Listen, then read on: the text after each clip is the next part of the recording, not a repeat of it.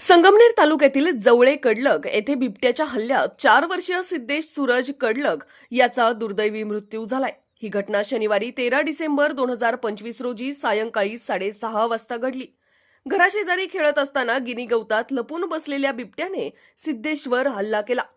गंभीर जखमी अवस्थेत रुग्णालयात दाखल केले असता डॉक्टरांनी त्याला मृत घोषित केले। या घटनेने परिसरात शोककळा पसरली असून संगमनेर तालुक्यात बिबट्यांचा वावर वाढल्याने नागरिकांमध्ये भीतीचं वातावरण आहे।